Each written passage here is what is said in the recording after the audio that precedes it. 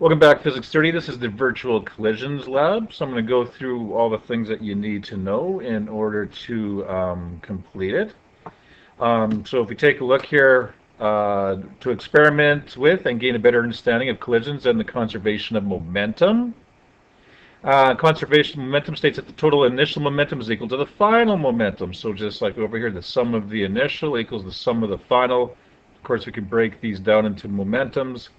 And momentums can further be broken down into mass times velocity. So momentum is mass times velocity, or if we have change in momentum, it's mass multiplied by a change in velocity. And of course we can have impulse, which is F multiplied by change in time, and that is equal to change in momentum as well.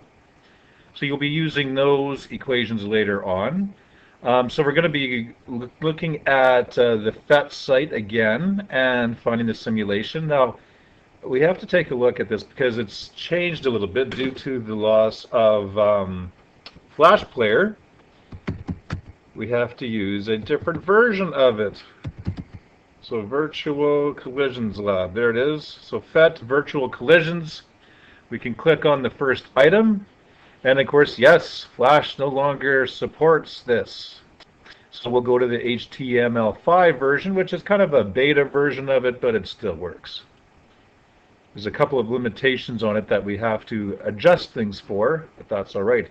So if we go into the intro one, we can see here it is here. So we can have two objects collide, rewind. We want to be able to see kinetic energy values, so we know the kinetic energy before and after, and also other values dealing with velocity and momentum. Now you'll notice here there are absolute value signs used, so that it's automatically changing everything into a size or a magnitude, but I want you to include positive or negative values. So we'll define anything going to the right as positive, anything going to the left as negative. So this sphere here would actually be going negative 0.5 meters per second. This one's positive 1. And same thing with momentum. Positive 0.50, and this one would be negative 0.75. So we can adjust the masses down here. We can also adjust the velocities if we click this box right here, which allows us to change the velocity to whatever we need to.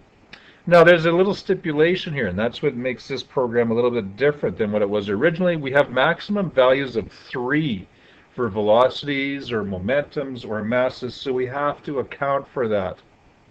So if we go back to here, we have to make a few adjustments. So first of all, playing around with the simulator, looking at what happens when a more massive attacking object strikes a less massive attacking object. So we can assume that, now it's neat, you can adjust the velocities this way too, so assume it's 0, and if we wanted to make this mass a little bit bigger, we can make it 3, because that's kind of the maximum that we're allowed to do. Kinetic energy before, we can see what happens. And then pause immediately after, and we can pull all the values that we need to, final momentums and final velocities, and compare them to what we had initially. And then we're looking at a less massive attacking object and a more massive attacking object. So make sure the more massive one is not moving, and then we have the less massive one moving considerably. And so starting with this, you're going to start off with it being a perfectly elastic collision, meaning that this is going to be toggled all the way to elastic, and we'll be experimenting with that. So type in these two mass values, these two velocity values, and you'll also be able to access the initial kinetic energy because it's always stated here in the bottom left. And it'll also be in the bottom left for the after. And then answer, does conservation of energy occur? What about momentum? And why? Okay. So we do have a series of experiments dealing with the elastic collisions. Now again, there's a stipulation here that we have a maximum of 3, but due to our calculations, we're going to have to adjust things here a little bit.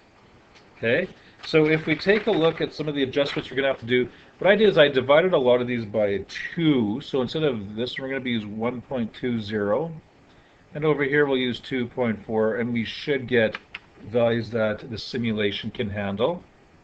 When we get to this question here, I'm going to change this to 5.1.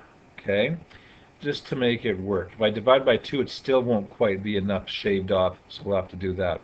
This one, 2, divided by 2, to use 1.25. And this one here as well, divided by 2, 1.95. And then we're going to need the initial velocity. We can get that because we're told that the total initial momentum works out to be 5.1. So we will be able to figure out our unknown. So if we know the initial momentum, we know the mass down here. We don't know the velocity, but we can rearrange and solve for that. Because we know 1.15, 0.85, we know the velocity there, and of course it's positive. And then we'll be to rearrange this, solve for V1, and then enter everything you need. And then, of course, answer these questions throughout. Then we want to change it to a perfectly inelastic collision.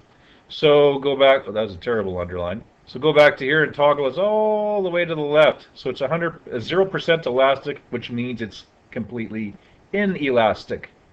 And we'll do experimentation. These 1.2 values, you can leave those. The simulator will be able to handle that. But again, these ones down here, we're going to have to divide by 2. Make that 1.2, divide that by 2, 2.4. Okay? And then we'll be able to figure out everything that we need to do with that. And on the last page, there's some follow-up questions here. Using the equations that we've used from the unit, dealing with momentum, change in momentum, impulse, we should be able to answer all of these questions here, even this one here involving your BFF and ice skating. So there's one page here. Pay attention to the positive and negatives because they will make a difference in the question, and then it ends off here at question 8. All right? So it should work fine even with these little adjustments that we had to make. And of course, if you have any questions, feel free to ask me about email or Google Meets, etc. All right, we'll see you again.